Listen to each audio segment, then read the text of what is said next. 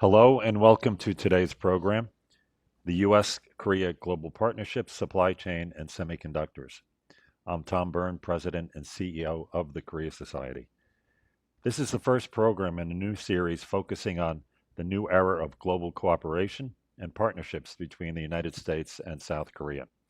We hope today's session will help you to better understand the challenges and opportunities for closer cooperation on boosting the supply base, improving supply chain resilience, and fostering semiconductor innovation between Korea and the United States on both a governmental and private sector level. We will open with a message from Won-kyong Kim, Executive Vice President at Samsung Electronics. He will talk to us virtually from Seoul about Samsung's ideas and initiatives for tightening Korea-US cooperation on semiconductors. We're fortunate to have his engagement, which adds the private sector's practitioner's perspective directly from one of the leading global chip manufacturers. I also find that Won-kyung's comments reflect the spirit of economic cooperation or growing economic cooperation, a growing spirit of economic cooperation in the US-Korea relationship. After this, we'll turn to a moderated discussion where I will have the opportunity to converse with two renowned experts. Mr. John Neuffer is President and CEO of the Semiconductor Industry Association. And also with us is Ms. Tami Overby, who is a Senior Director at McLarty Associates and was the President of the US-Korea Business Council. They both bring decades of hands-on experience on today's topic, so we are delighted that they are able to join us. Thank you, John and Tami. We would also look forward to hearing from our audience. So at the end of this moderated Q&A session, if you have any questions for our speakers, please send those questions now and throughout the program to policy@koreasociety.org, and Korea Society is just run together. Now I would like to introduce Mr. Won-kyong Kim virtually. Good afternoon, everyone. Thank you to the Korea Society for convening this timely and important discussion. I'd be very happy to be in New York City today and join the panel together with my good friends Tami Overby and John Neuffer. But as you can see in the background, I'm stuck in the forest of buildings in the city of Seoul, but I'm very glad that I can participate at least online. Today, I'm honored to speak about the importance of the US-Korea Partnership to strengthen and stabilize global semiconductor supply chain. At the recent US-South Korea Presidential Summit in Washington, D.C., Samsung made an announcement for a game-changing investment for a US-based and state-of-the-art semiconductor manufacturing facility. And this facility will address not only the urgent capacity issue, but also the medium-longer term stability issue for America's leading technology sector, as well as other critical sectors. Also, this is one of the largest and most significant moves by any company, the US or otherwise, in response to US government's call to develop critical and high-tech manufacturing capability in the United States. As strategically important as this investment would be for the United States, however, this is not the first time that Samsung is locating a chip-making facility in the US.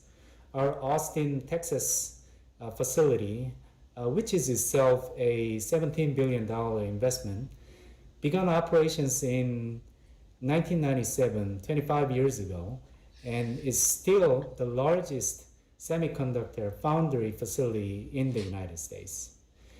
As the world's leading chip maker, Samsung not only makes chips for its own end products such as smartphones and 5G equipments, but also does contract manufacturing for other chip design companies that is known as foundry business. A second US-based Samsung foundry would primarily serve American fabless chip companies that design chips but outsource their manufacturing to others, as well as startups in the AI and other critically important strategic sectors.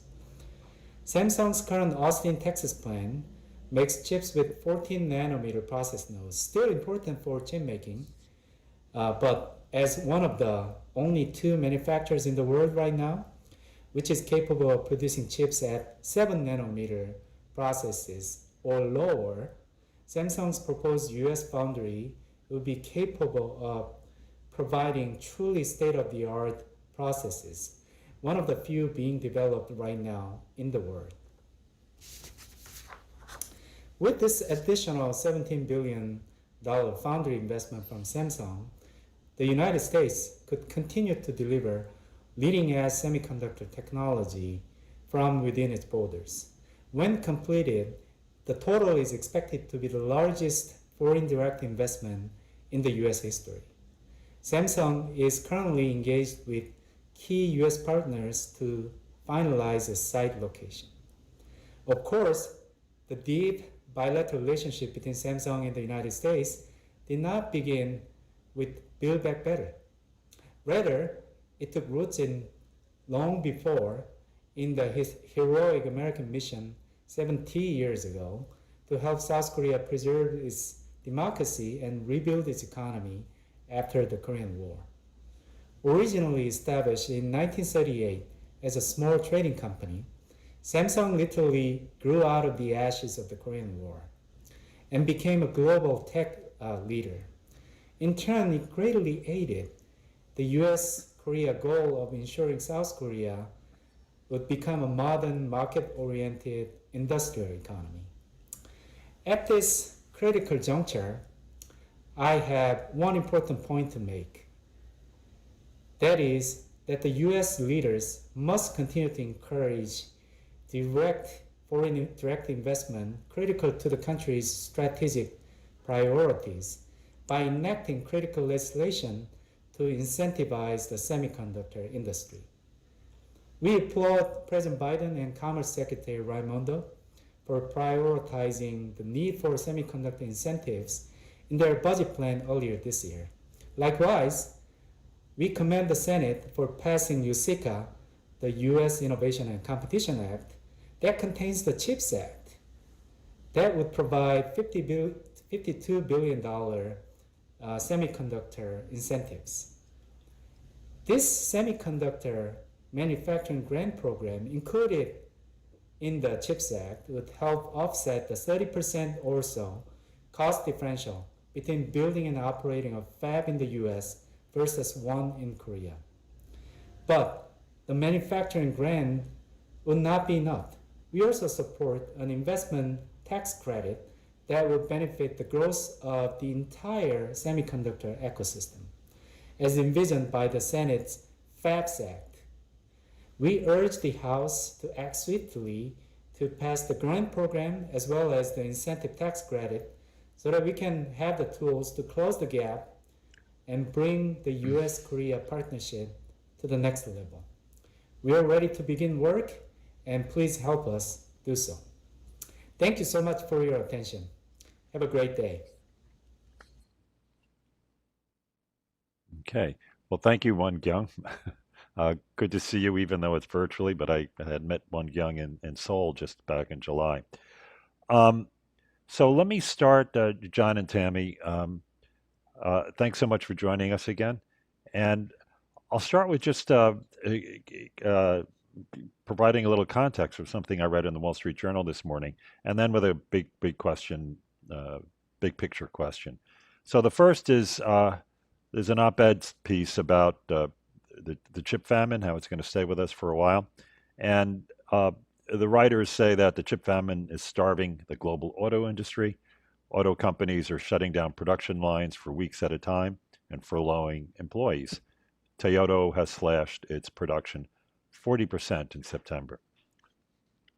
So my first question is that it seems that semiconductors have become critically important in so many manufacturing processes, not just automobiles, in such short a time. Is that so, or was it before the COVID forced plant shutdowns and supply chain disruptions in Southeast Asia and China in particular? Was it before that we actually were seeing the fragility of the supply chain and the critical importance of semiconductors in the global economy. John, would you like to take on that first? Sure, love to. Great question, Tom. Great to be here with you and Tami this afternoon. First of all, the reality is chips have been kind of growing more and more important in our lives for decades. Chips are in virtually everything now with an electric current. Commercial use drones, iPads, computers, iPhones, respirator machines that have helped with COVID. They keep our electric grid running. They're the brains for the electric grid. It just kind of keep our airplanes in the air. They're just everywhere. They're endemic. Well, what's happened is with the pandemic, like so many other trends, the pandemic kind of acted as an accelerant, and so we've become even more dependent on chips as we've kind of struggled to deal with this pandemic, working from home and learning from home and all sorts of remote healthcare going on. It just became very, very obvious that chips are really deeply kind of intertwined in our lives. And then about the shortage, I think the chip shortage is really throwing even all of that into bold relief. It's the first time ever where I've had friends come up to me and say, "Hey, when's the chip shortage going to be over? Because I want to buy a new car." That's really kind of a new thing for me, I'll say. But I just want to say one thing about the chip shortage, and it's calling it a famine is probably not the right way of describing it. It is a shortage. We are going to get through it. And what happened for the car industry is when we started coming into the pandemic, the car industry started pulling back its production dramatically, expecting reduced demand. That's exactly what they did. And as a result, they started canceling lots of orders with our companies. And when demand came swinging back about 6 or 9 months later, like a tiger, the car companies said, "Well, we want our chips now." The problem is that the capacity of our plants got filled up with orders from everyone else, the electronics guys, the makers of medical devices, and so they had to kind of get in line. And I don't think anyone foresaw that was going to happen, but that's exactly what happened. And since then, for about a year now, we've been running it over full capacity in our full utilization in our plants around the world, pushing out more chips to the world than ever, record levels, including to the car companies. But I think what's happening is with car companies is they just need to they're playing catch up, and there's also something like 1,000 chips in the new cars, and there's just an explosion in demand for these things in all sectors. So the midterm to long term problem we have is, well, short term is that we just have so many fabrication facilities that manufacture chips around the world. There's a set amount of them. Some are being built, lots are being planned. There's a lot of CapEx being laid out for the next 10 years, next year in particular. And it's just going to take some time before we get new fabs. In the meantime, we are running at above full utilization in all of our fabs to push as many chips out to the critical sectors as we can. And we are selling chips at record levels. The chip units are going out the door in record numbers, including to the auto industry. And that's been like that for about a year. Okay. Tom, just to add Yeah, on to sure. that, for our listeners, you can't just starting up a new fab plant. It's not just like flipping a switch. These are major capital investments. Won-kyong just highlighted Samsung has committed a $17 billion investment. It takes time to do site surveys, to buy the equipment. So you just While there's a shortage, you can't just, pick up the phone and call and order a few more. It really does take a timeline to plan. And as John rightly just mentioned, there are a lot of those plans in the works, but it's going to take a while for it for them to be able to gear up and be able to meet that shortage. Yeah, just a couple of things to add to what Tami just says. The most advanced fabs that make advanced logic chips at nodes like 5 nanometers and 3 nanometers, those things cost $30 to $40 billion for one fab. So it's a tremendous financial outlay, and it does just take time, sometime to, a year or two to get these things up and running. And the second thing I just really want to underscore, no one possibly could have anticipated the explosion in demand for chips that the pandemic incited. Right. We all knew there was, chip industry over the next 10 years supposed to increase its manufacturing capacity by something like 50 or 60%. But no one could have anticipated this kind of abrupt explosion in demand. And that's bumping up with the kind of physical realities of the amount of fabs that are running full capacity today. Okay. So to a large degree, the pandemic accelerated trends or created on trends that we couldn't anticipate. There wasn't, as we went into the global pandemic, was there a fundamental supply-demand imbalance in chip production? No, there wasn't. Mhm. Going into the pandemic, there absolutely was not. I mean, our sector is not monolithic. There's memory, there's analog, which are chips that turn the physical world into the digital world, and there's the logic chips. That's the three basic pieces of that. And those chips, sometimes there's short terms where there's shortages, and sometimes there's oversupply. It's like any market, but there was not fundamental imbalances as we went into the pandemic.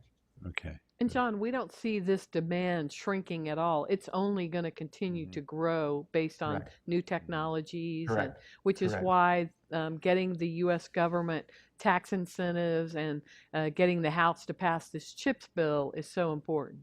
Mhm. Yeah, we're happy to talk about that now or later. But one of the big problems that we face in the U.S.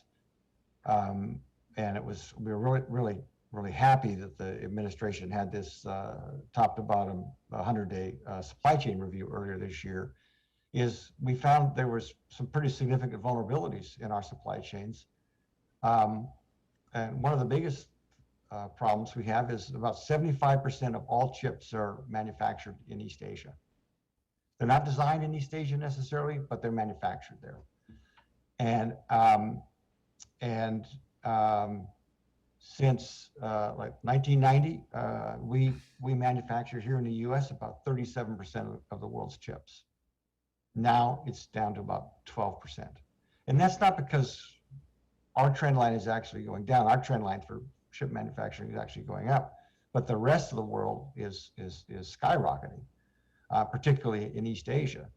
And so we found that not only do we have a vulnerability there that we're not manufacturing enough chips on our own shores, but we've also are struggling in the innovation space.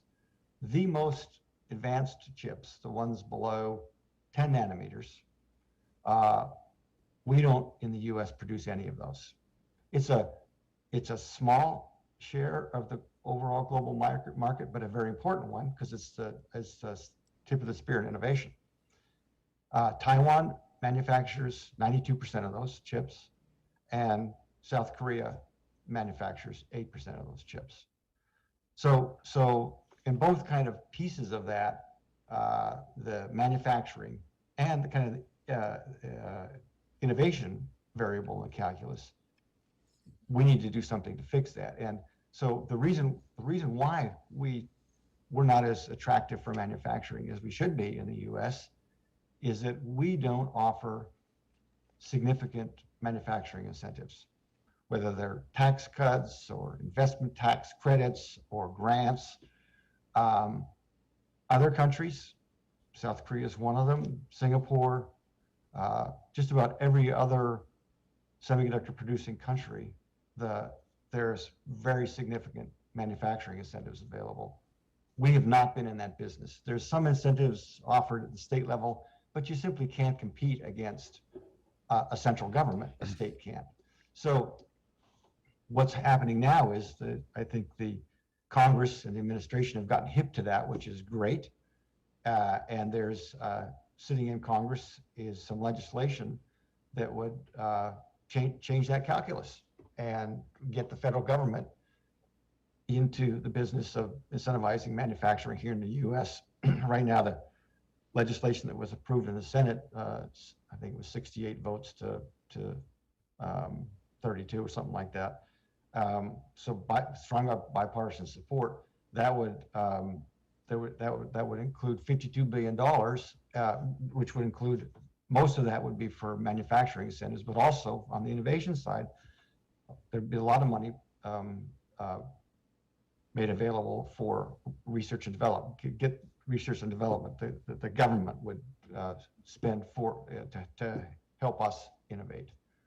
So it's just the key thing here is that we have a lot of vulnerabilities we found. I mean, some key vulnerabilities we found, and the U.S. government. We believe the U.S. government needs to step in to kind of level the playing field, as other governments do with their industries around the world. Right. A related question I have to that, John, is that the Biden administration and the Democrats and Congress are proposing a massive new infrastructure spending package, 3.5 trillion plus others, and this will have to be financed in large part by tax increases. So this call that you have to improve the competitiveness of investing in the U.S. seems to be facing a very strong headwind, particularly if the U.S. Congress, if the U.S. government raises the corporate tax rate. Yeah. So for the legislation that we're talking about, the CHIPS Act, and there's also called the FABS Act. So Right. CHIPS Act is funds for manufacturing incentives. Mm-hmm.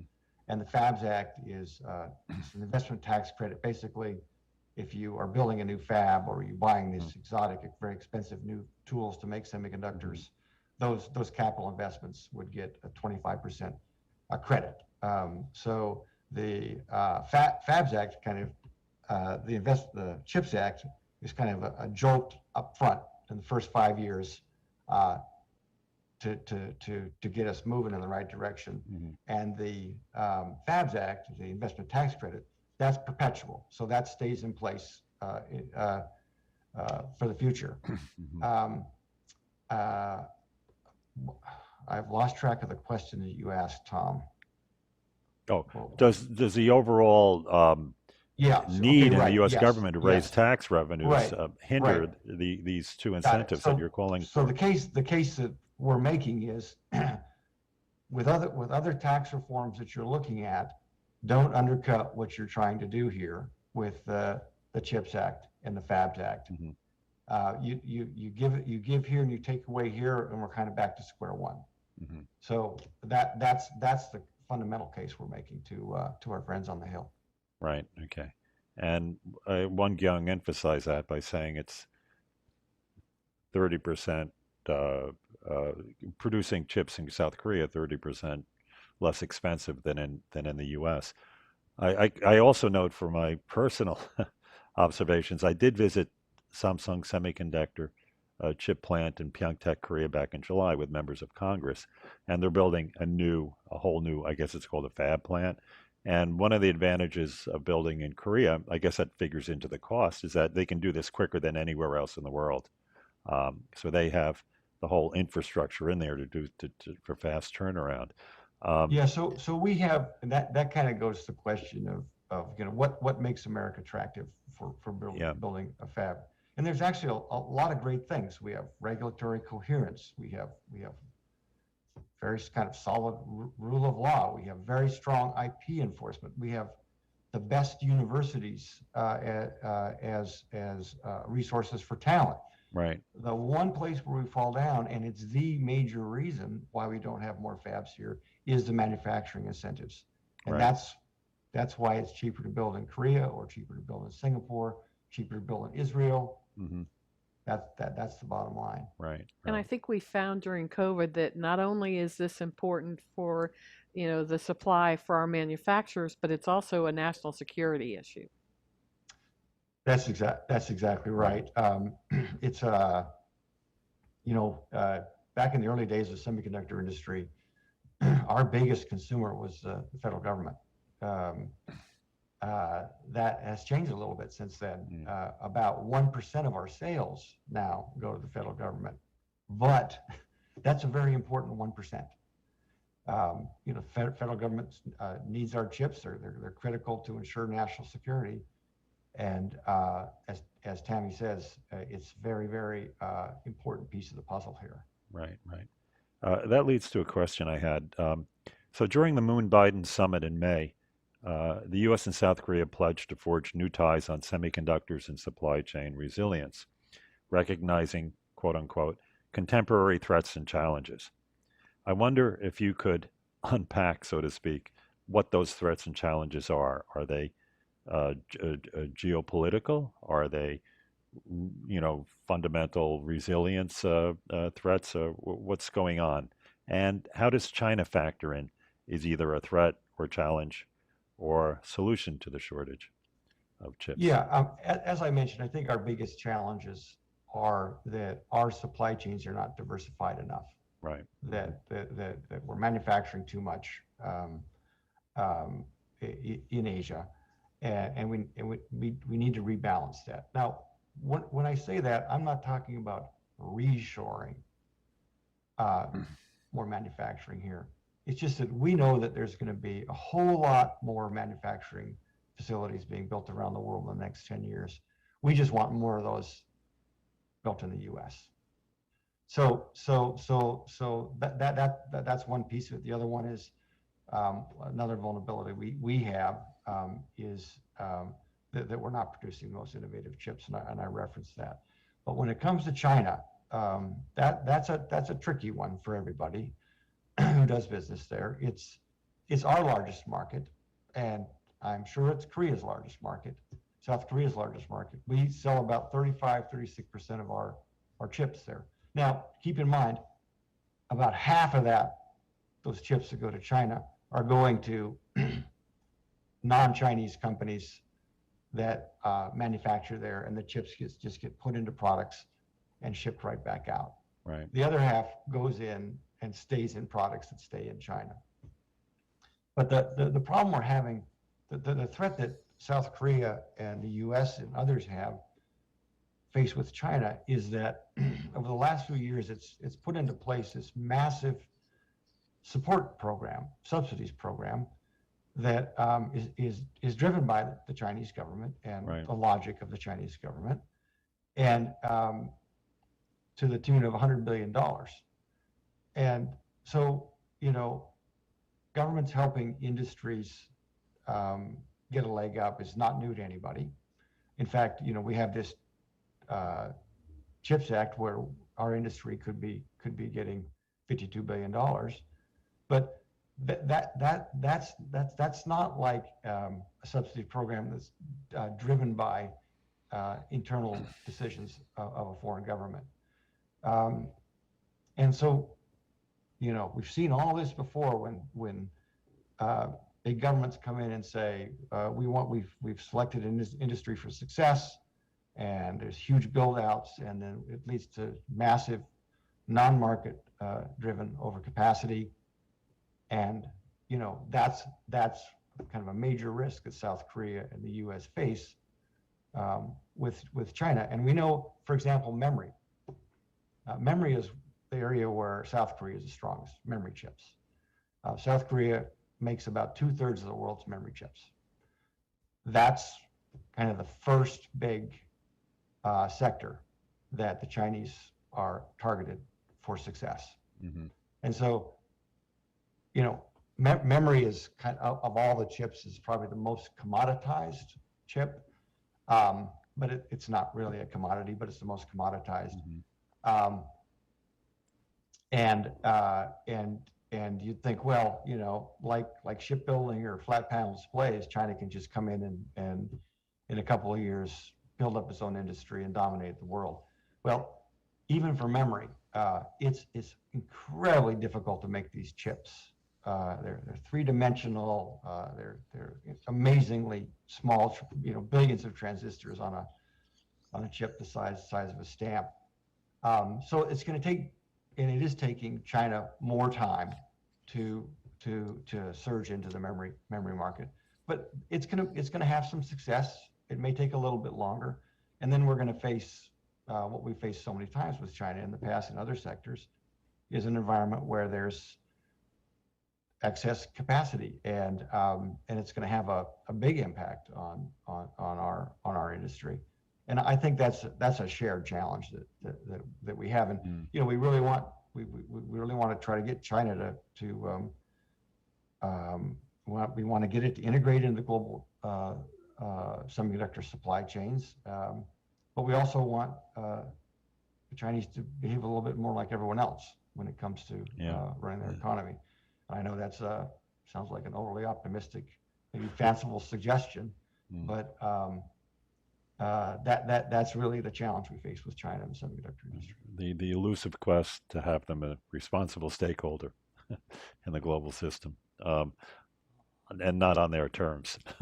So the chip industry, particularly the memory chip sector, could turn into like the steel industry, where China, years in advance, will just have overcapacity and completely undercut the profitability of production elsewhere. Is that a threat that we're facing?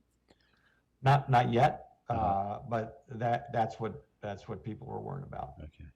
You said that 75% of chips are made in East Asia, and the other 25%, where are they made? When we're talking about chip production, I never hear of Europe as a supply base for chips. Yeah, Why that's is a great that? question. And I'm talking about where chips are manufactured, right? So Right. there's this thing called the foundry, and it's the foundry model, and Right. it's contract chip producers. Mhm. The biggest foundry company is TSMC in Taiwan. Taiwan, right. And so a lot of our companies, a lot of European companies and Japanese, they have their chips manufactured by TSMC under their company's names, not Right. TSMC's name. So there's a lot of foundry activity that goes on in Taiwan, and a lot in South Korea as well. But by far the lion's share of that activity happens in Taiwan.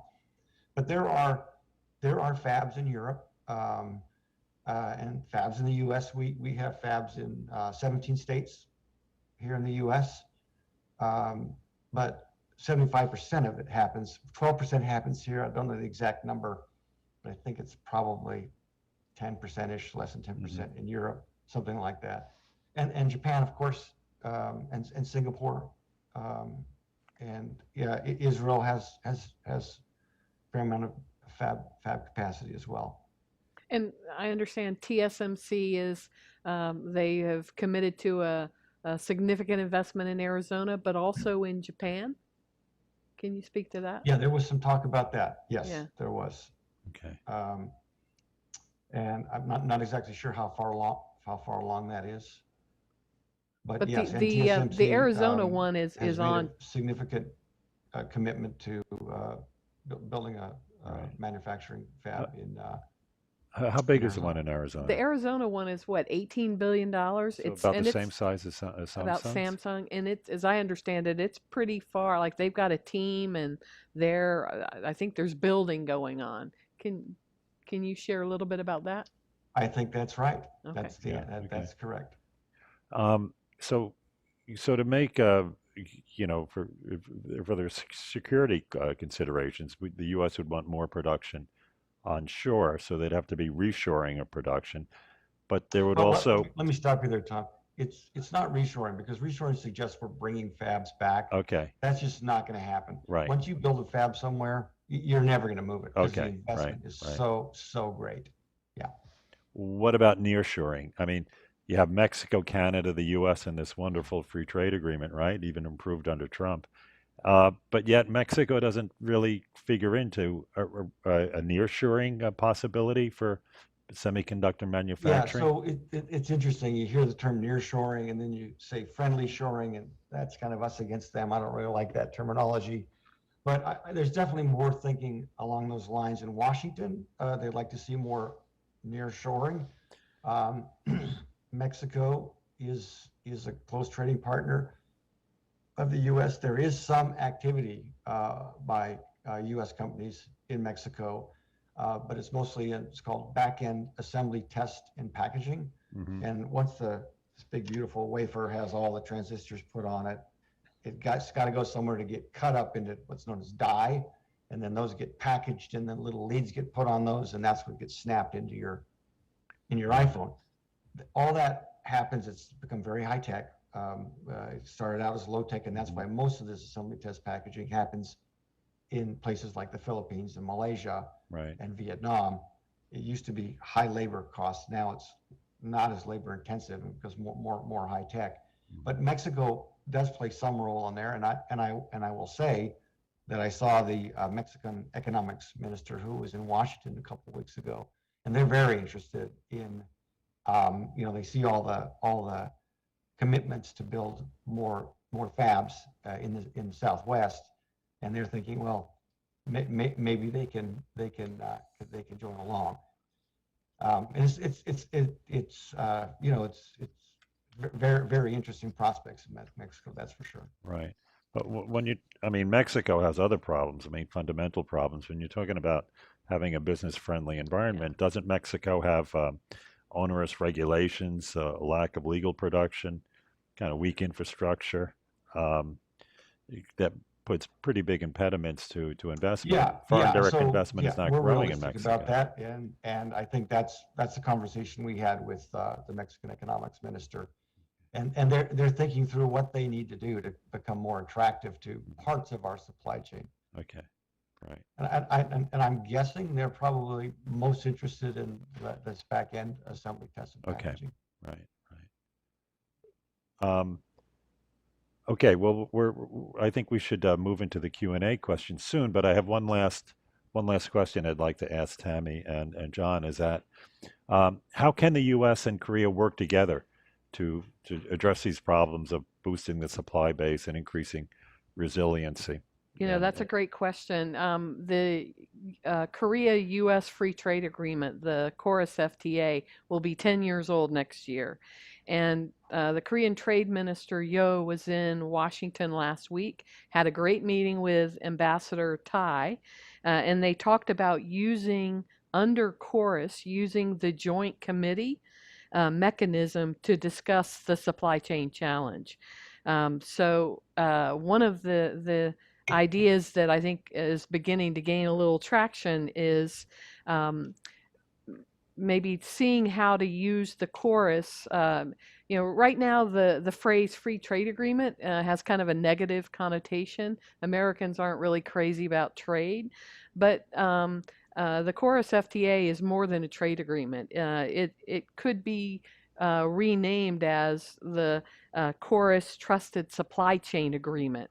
As John pointed out, it's comprehensive, high standards, strong IP protection, rule of law. I think Korea and the U.S. are natural partners. I think that's one of the reasons that Samsung made that major announcement. I know SK Hynix has also made a $1 billion announcement. So I think there is a natural opportunity for us to do more in this space. Mm-hmm. Yeah, John, let me just, the great answer, Tami. Let me just try to add a couple of things to it. On the affirmative side, I mentioned the CHIPS Act with manufacturing incentives. We made sure that legislation would make those funds available to all comers, Yes. whether they're U.S. headquartered or not. And the thinking behind that is we don't want to put up barriers to innovation with this legislation. So and I guess, and I know that there's the K-Belt semiconductor strategy. I would hope that as Korea is thinking through its incentives and its plans to promote semiconductor manufacturing and design and research, that it adopts the same strategy of not putting up barriers to innovation at the border. We are an intensely global industry, and I think that should be reflected in our policies. And on the defensive side, there's kind of one area where I think, an obvious area where I think there needs to be more collaboration, and it kind of goes back to the China challenge, actually.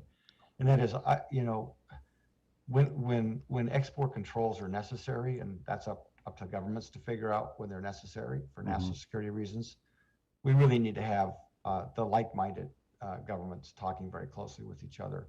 Unilateral export controls are usually just kind of no controls at all. Right. And so that's one area. We had kind of a bumpy period where we were doing things unilaterally, and a lot of our market share, frankly, U.S.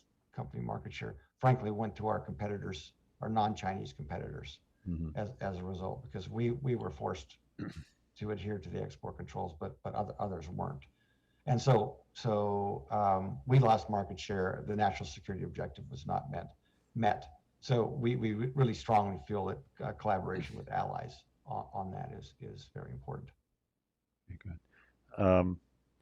Okay, so before I move to the audience questions, is there did I miss anything? Did you want to make an important point or any concluding takeaway statement? If there's one little thing about the supply chain, since you've been talking about it so much, and that is, the Japanese invented just in time, right? The whole just in time approach to supply chains, and it's amazingly effective. And everyone around the world kind of started picking that up. It's been going on for decades. But I think what this pandemic has done and kind of opened eyes for people in Seoul and Washington is that we need to adopt more of a just-in-case approach as well. Those need to be balanced better, and because they've not been in some sectors, we've seen shortages that are more acute than others. Okay, good. So efficiency isn't the only economic virtue. Resilience Resiliency and sustainability. Right. Okay, good. Correct. All right, thanks, John, and thanks, Tami. The first question I have here is from Nikkei Asia, Ifan Wu. So the question is, how would the U.S.'s effort to strengthen the domestic supply chain impact the industry globally? Will it increase competition for Korean semiconductors or help them in some way? Will the Korean government follow suit to step up investment in the industry? That's a John John? question. Yeah. So this is one of the reasons why we think, the U.S. government effort to level a playing field when it comes to manufacturing incentives, that it's all comers are welcome to apply for the funds, because when you do it that way, you create a more intensely competitive environment. It's our industry is successful because we are fiercely competitive. Our companies are fiercely competitive with each other, and that brings out the best and most competitive, efficient outcomes. So for us, there's ways for government to step in that can kind of harm competition. We think that what our government is contemplating with the CHIPS Act is actually going to help drive more competition. 6%. As we've seen, governments are notoriously bad at choosing winners and losers. So I certainly take your point that the U.S. by opening those investment incentives to all takers and encouraging other governments like South Korea to do the same, that's a really important point. Yeah, Tami, like I said before, I really want to underscore that we all know there's going to be an explosion in fab manufacturing facilities, chip manufacturing facilities around the world.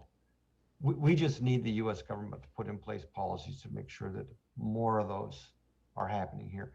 Yeah. Other governments are not going to change their policies and say, "No, never mind, we're not going to have these incentives in place anymore." And so we've been for decades kind of standing on the line, starting line, watching everyone run down the field, and to kind of, and now we're like waking up and say, well, maybe we better start running down the field. And so well, I'm hopeful we'll begin to address this problem with the CHIPS Act. This is definitely a case where if you can't beat them, join them, and we need to get in the race. Uh-huh. Yeah, and you know, I mean, Tami, you know that the U.S. government has a real aversion, knee-jerk aversion to industrial policy. It just does, and for good reason. But and that it's because of that aversion to industrial policy that we're here today producing 12% of the world's semiconductors, manufacturing 12% of the world's semiconductors. Well, East Asia is manufacturing 75% of them. It's because of this kind of rigid adherence, no industrial policy under any circumstances. Mhm. Well, there are circumstances when the government needs to step in and level the playing field for the private sector. Right. Okay, good. Okay. Somewhat related, a question from the Korea Times, Won-kyong Kim. If the U.S. is striving to outpace Beijing in semiconductor production, I guess, with the help of allies, how can South Korea support that? Well, I think it is with Samsung and SK continuing Right. to, and the U.S. can to level the playing field and to offer our incentives to any company that invests in America. Right. So Yeah, Tom, I just want to add to that. I don't really like the framing of that question because it's not kind of us against China. Right. What we really want is all players to roughly behave similarly and adhere to market principles. Right. And that's really, I mean, we compete fiercely against our Right. companies compete against South Korea Right. companies, and South Korean companies compete against our Right. companies, and that's the way it goes. But we want that competition to be as pure as possible, and we want to make sure that kind of a potentially large actor Mhm. hews to the norms that we're used to when Mhm. it comes to competition. Right. let's all follow the same rules Right. and let the best companies win. Exactly. Well, Exactly. to that end, would it help if the U.S. were to try to join the comprehensive and progressive Yes, Trans-Pacific Tom, Partnership? it absolutely would help. I a little bit facetious, but absolutely, the rules for new technologies are being written right now in Asia, and the U.S. does not have a seat at that table. Last week, China and Taiwan announced their intention to join. And again, this will be one of the biggest missed opportunities if America doesn't get in that game. In the trade world, we have a saying, if you don't have a seat at the table, you're probably on the menu. We cannot allow our farmers, our companies, and our workers to be on that menu. Mhm. America must rejoin CPTPP. You heard it here first. Okay. So Yeah, I mean, what will it take to change the mindset of Congress? yeah, I think it's honestly going to take a Yeah. little bit more time. First of all, Uh-huh. I think some jolts, like China saying it wanted to join, Mhm. is a little thing that may begin to influence the Right. discussions. Right. You know, the semiconductor industry was a huge fan of the TPP, and was very disappointed when we Right. pulled out of this negotiation that we started. And so we would like to at some point see us get into that agreement. Right. It's as Tami says, they're just tech trade policy is being written today, and we want to in the TPP context, we want to be part of that agreement, and as the TPP evolves, be at the table when all these actors are looking to put in disciplines that affect all of us. You Right. know, we know that the timing politically in the U.S. is difficult right now. But the one issue on Capitol Hill that there does seem to be bipartisan support for is regarding China. So for the U.S. to, and again, I don't want to always be putting us in conflict with China, but the reality is if they get in this agreement before us, that's very bad news for America. So I think there is growing bipartisan support. We've got the chairs of the Senate Finance Committee asking for reconsideration. Last year, 170 members of Congress encouraging the administration to reconsider it. So I think that time and the clock is ticking. American influence in Asia, every day that we're not on the field participating, we're also not members of RCEP, the Regional Comprehensive Economic Partnership. That and the Comprehensive Progressive TransPacific Partnership, us being out of those two big agreements, it's not good for America. Right. Okay. Yeah, how could we be a global leader from the sidelines or when we're on the menu Yeah. instead of at the table, as you put it? Um, I have another question from Observer Research Foundation. How does the continued tension between Seoul and Tokyo, I think this is over the resolution of Yeah. historical issues, impact the semiconductor industry with the export controls, I guess, from Japan to Korea? Yeah, I mean, maybe Tammy, you could take a shot at that. They do. Um, It does have an impact, Mhm. absolutely. But in both countries, there's a lot of historical baggage between South Korea and Japan. No one's hands are clean. The U.S. tries to be an honest broker here, encouraging both countries to look ahead and try to stop looking backwards. It is in everyone of the three countries, Korea, the US, and Japan, to work together on large strategic issues like semiconductors. I know it's on the agenda. We're seeing the Blinken, the Japan and Korea foreign ministers are doing a call, I think today or yesterday, and that's one of the working together is on the agenda. So it remains there, and it's an important issue. Okay, good. And at least the last question I have is from a good friend of the Korea Society, Charlie Kimball at the Korea Center for International Finance.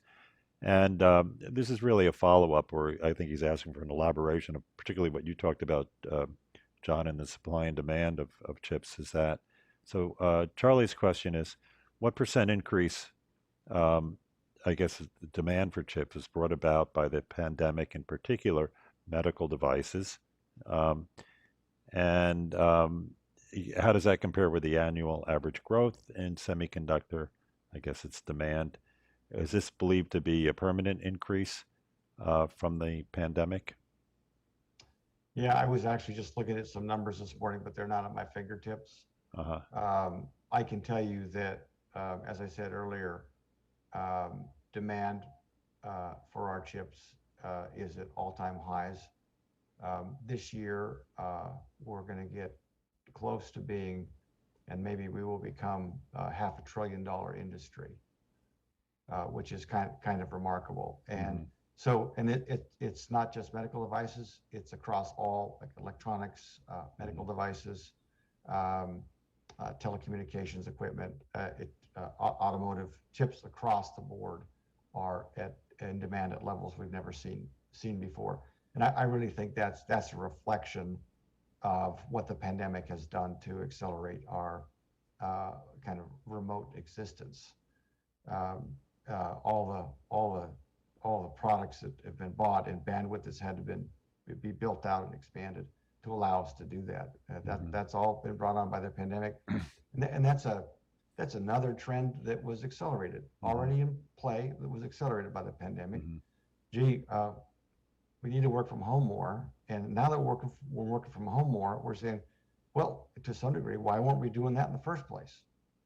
And so now even if the pandemic wonderful. If it were gone tomorrow, there'd be a whole lot of people still working from home, meaning the demand for chips, Right. because chips are required to Mhm. facilitate, to make that possible. Okay. So I just think for the foreseeable future, demand for chips is, Right.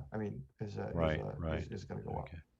And then maybe I have one last follow-up question. Okay, so the demand will continue to grow strongly. So the supply base, particularly here in the U.S., Won-kyong talked about the need for investment incentives and also better taxation treatment.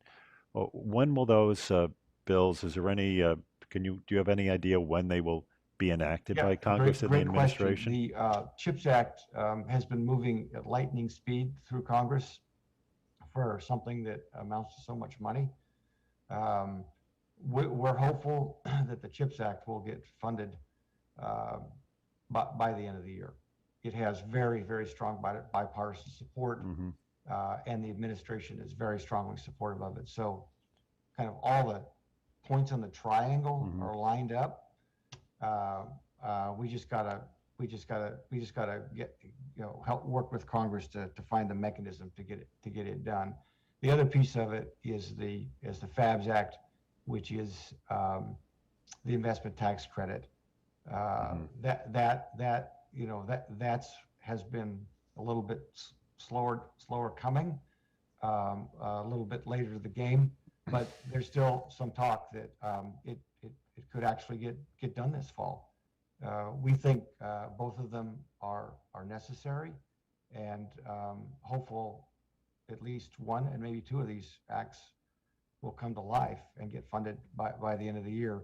And I think for all the reasons we've talked about, that we have a shortage, we got to get these fabs built. Right. Time is of the essence, and of course, the politics of Washington. You want to get things wrapped up before you get into a midterm election season. Right. Okay. Well, thanks, Tami, and thanks, John, for this, what I found to be highly informative session. I learned I learned a lot, and a very vital discussion, I think, on the whole industry and also on where Korea and the U.S. can cooperate. So thanks again. I hope to see you in person at some time in the future at the Korea Society. Thank you. Okay, and Tom thank you, and audience, for Tami, this was calling really in. great. Thanks for inviting me. Keep me on the short list for future events like this. Very happy to participate. You're on our short Will list. do. Okay, good. Thank you. Thanks, John. Thanks again.